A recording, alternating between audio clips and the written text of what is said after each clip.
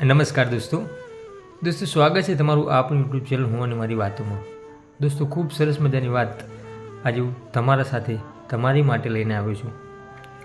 દોસ્તો આપણા જીવનની અંદર જેટલું મહત્ત્વ સુખનું છે એટલું જ મહત્ત્વ દુઃખોનું પણ છે। એનું સૌથી મોટું ઉદાહરણ કે જ્યારે આપણે આપણા જીવનની અંદર સુખ ભોગવી રહ્યા હોઈએ છીએ, સાહેબી હોય છે, ત્યારે આપણને આપણા આસપાસના જીવનની કે આસપાસ લોકો કેવું જીવન જીવે છે એનો કોઈ જ ખ્યાલ હોતો નથી। પરંતુ જ્યારે આપણે જીવનની અંદર તકલીફો આવે છે, જ્યારે આપણે જીવનની અંદર કોઈ ને કોઈ પ્રકારે વેદનાઓ કે યાતનાઓ જ્યારે ભોગવવાની થાય છે, ત્યારે આપણું જીવન ખૂબ કષ્ટીભર્યું લાગે છે, ખૂબ જ પીડાદાયક લાગે છે। પરંતુ જીવનની અંદર જો સુખ ભોગવવા માટે હંમેશા તૈયાર હોઈએ તો દુઃખ ભોગવવા માટે પણ ઓલવેઝ તૈયાર રહેવું જોઈએ।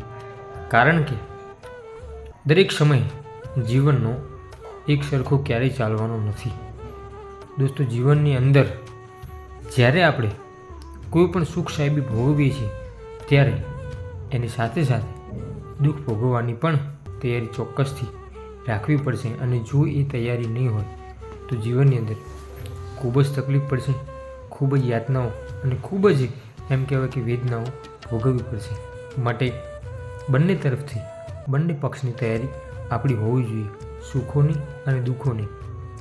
સૌથી સારું જીવન જો જીવવું હોય તો દુઃખોનો સામનો કરવો, તકલીફોનો સામનો કરવો, એનું સોલ્યુશન લાવવું અને ગમે તેવી પરિસ્થિતિમાં પણ આપણું વર્તન સાનુકૂળ જો હશે તો ચોક્કસથી આપણે સરસ મજાનું સારું જીવન જીવી શકીશું। આપણે આવનારી તકલીફોને ચોક્કસથી માત આપી શકીશું। પરંતુ એના માટે આપણે આપણા જીવનની અંદર સરસ મજાની તકલીફોનું સોલ્યુશન લાવવું પડશે, સારા પુસ્તકો વાંચવા પડશે અને એને સારી રીતે હેન્ડલ કરવી પડશે। અધરવાઇઝ જ્યારે આપણે તકલીફોમાં હારી જઈશું અને બેસી જઈશું તો તકલીફ આપણી માથે સવાર થઈ જશે અને આપણે એમ કહેવાય કે એના ગુલામ બની જઈશું। પરંતુ એની જ સામે એના વિરુદ્ધમાં જ્યારે આપણે કોઈ એક્શન લઈશું અને એ પ્રોબ્લેમ સોલ્યુશન માટે જ્યારે આપણે કંઈક એવો પ્રયત્ન કરીશું અને ચોક્કસથી એમાંથી સફળ થઈશું। દોસ્તો આ વિડીયોનો સંદેશ તમને કેવો લાગ્યો કોમેન્ટ બોક્સની અંદર ચોક્કસથી જણાવજો અને એક સરસ મજાની કોમેન્ટ પણ કરજો। દોસ્તો આ વિડીયો જો તમને સારો લાગ્યો હોય તો વિડીયોમાં લાઈક કરજો અને આવા જ બીજા અવનવા વિડીયો જોવા માટે આપણી યુટ્યુબ ચેનલ હું અને મારી વાતોને સબસ્ક્રાઈબ ચોક્કસથી કરજો।